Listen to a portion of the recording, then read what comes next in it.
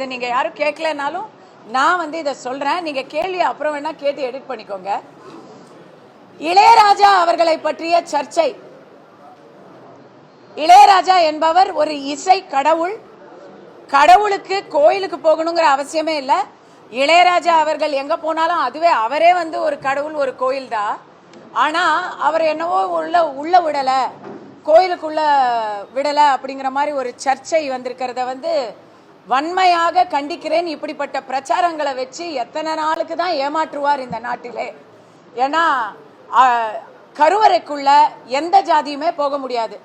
அது ராஜா சாரா இருந்தாலும் சரி, கஸ்தூரியா இருந்தாலும் சரி, ரங்கா சாரா இருந்தாலும் சரி, யாரா இருந்தாலும் கருவறைக்குள்ள போக முடியாது. இதோ என் கூட இருக்கிறது என்னுடைய தெலுங்கு சொந்தங்கள், தமிழ்நாடு தெலுங்கு மக்கள் இயக்கத்தை சேர்ந்த என்னுடைய சகோதரர் தேவரகொண்டா ராஜு, ப்ரொஃபஸர் ஸ்ரீனிவாச ராவ், இதுவும் ஒரு ஸ்ரீனிவாசன், மனோஜ் கருடா, எல்லாரும் இவங்க எல்லாரும் என்னுடைய நான் இந்த அசோசியேஷன் மெம்பரு, தமிழ்நாடு தெலுங்கு மக்கள் இயக்கத்துடைய மெம்பரு நான்.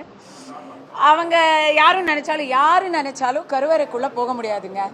அது எந்த ஜாதியா இருந்தாலும் சரி, பிராமின்ஸா இருந்தாலும் சரி, கருவறைக்குள்ள போக முடியாது. கருவறைக்குள்ள அர்ச்சகர்கள் மட்டும்தான் போக முடியும். தமிழ்நாட்டை பொறுத்த வரைக்கும் அனைத்து ஜாதியினரும் அர்ச்சகராகலாம். அப்போ அர்ச்சகர்கள் எந்த ஜாதியா இருந்தாலும் போக முடியும். இவ்வளவுதான் மேட்டர்.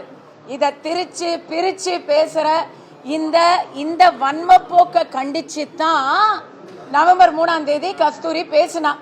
அதே தான் திருப்பியும் பேசுறான்.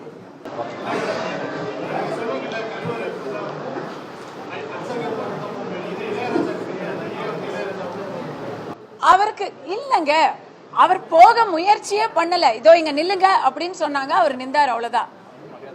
அவருக்கு மரியாதை பண்ணணும், இந்த இடத்துல நில்லுங்கன்னு சொல்றாங்க, அங்க அவர் நிக்கிறாரு. இவ்வளவுதான் நடந்தது.